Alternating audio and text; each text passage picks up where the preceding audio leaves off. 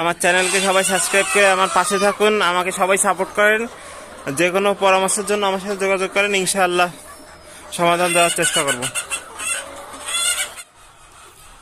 ডিম পারছে এই কয়টা আজকে, আর সকালে এতগুলো খুঁটে নেওয়া যাওয়া হয়েছে, এই 12টার দিকে এখন এই কয়টা খোটা হয়ে যাও।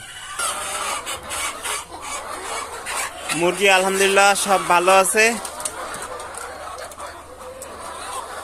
সব রেগুলার ভালো ডিম দিচ্ছে। শীতকাল চলে আসতেছে, এখন মুরগির যত্ন নিতে হবে খুব সেন্সিটিভ ভাবে। মুরগি সুস্থ রাখতে হলে আগে সর্বপ্রথম লিটারটা ভালো রাখতে হবে, আর লিটার ভালো রাখার জন্য লিটার প্রত্যেক দিন নাড়াই দিতে হবে, কমপক্ষে একবার প্রত্যেক দিন নাড়াই দিতে হবে। 2বার নাড়াই দিলে সব থেকে ভালো হয়, আর একবার নাড়াই দিলেও হবে, একবার নাড়াই দিলেও খুব ভালো হবে। প্রত্যেক দিন নাড়াইতে হবে, তাহলে লিটারটা ভালো থাকবে। লিটারটা যত ভালো থাকবে মুরগির স্বাস্থ্য, তারপরে রোগ ব্যাধি তত কম হবে আর স্বাস্থ্য ভালো থাকবে।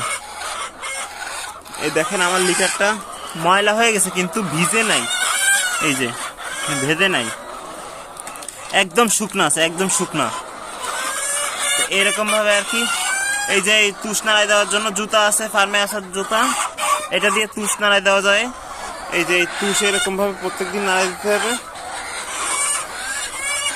পা দিয়ে এরকম ভাবে নাড়াই দেয়। অনেকে ওই ধান নাড়ানোর দিয়ে নাড়াই দেয়, এটাও হয় পা দিয়ে নাড়াইলে, পা অনেক সুন্দর করে নাড়াই দেওয়া হয়।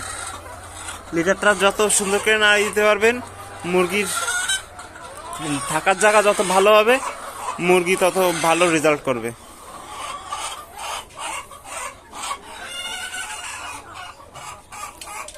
মাশাআল্লাহ আলহামদুলিল্লাহ অনেক ভালো আছে।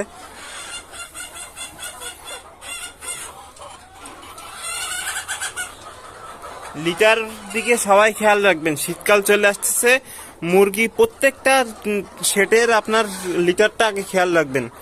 মুরগি ভালো রাখতে হলে লিটারটা সর্বপ্রথম ভালো রাখা দরকার।